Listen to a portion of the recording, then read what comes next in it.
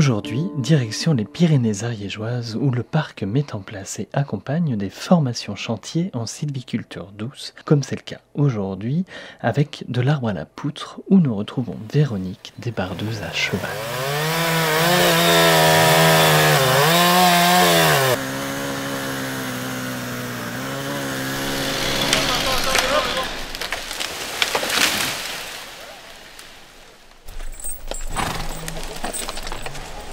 Moi, je suis sûre que mes chevaux sont assez contents d'être avec moi en forêt par rapport à la relation qu'on établit.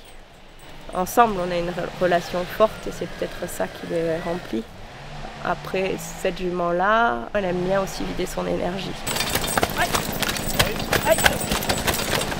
Pour moi, c'est ultra rationnel de travailler avec les chevaux en forêt par rapport à la forêt elle-même, à la forêt d'avenir. Normalement, on travaille pour la forêt d'avenir. Donc le cheval est performant à un endroit où la machine ne l'est pas trop. Et la machine est performante là où le cheval l'est moins. Donc pour moi c'est très complémentaire. Donc si on optimisait à chaque fois en faisant travailler le cheval pour regrouper les arbres pour la machine, ça serait idéal. L'avantage du débardage à cheval, c'est au niveau du tassement des sols, c'est beaucoup moins important. Le cheval est beaucoup plus maniable, donc va faire beaucoup moins de dégâts aussi à la forêt restante.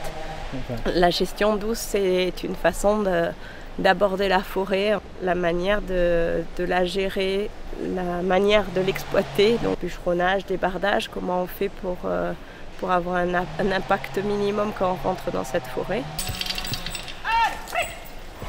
C'est de l'arbre à la poutre. C'est vraiment une formation qui touche à cette globalité de on va chercher du bois, pourquoi en forêt et qu'est-ce qu'on en fait jusqu'au bout. Et tu regardais la forêt, regarder comment elle est en équilibre, quel est son sol, quelles sont ses essences.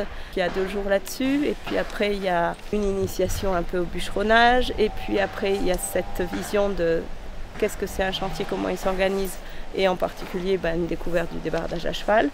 Et puis après, il y a la charpente qui se monte derrière.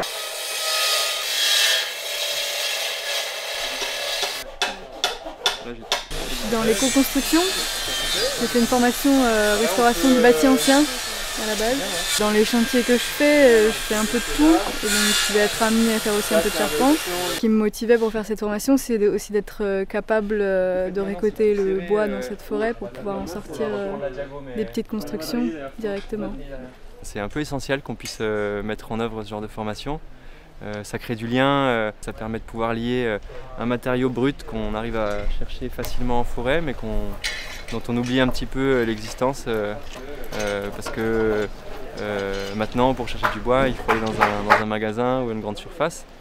Et là, retrouver cette possibilité d'aller chercher du bois en forêt, de pouvoir le mettre en œuvre, on peut le sélectionner, le toucher, savoir d'où il vient, savoir à quel moment il a été abattu, c'est-à-dire hors sève, luné aussi. C'est comme ça qu'on doit utiliser du bois. On n'a rien inventé, mais en fait on l'a un petit peu perdu, ce rapport à la matière.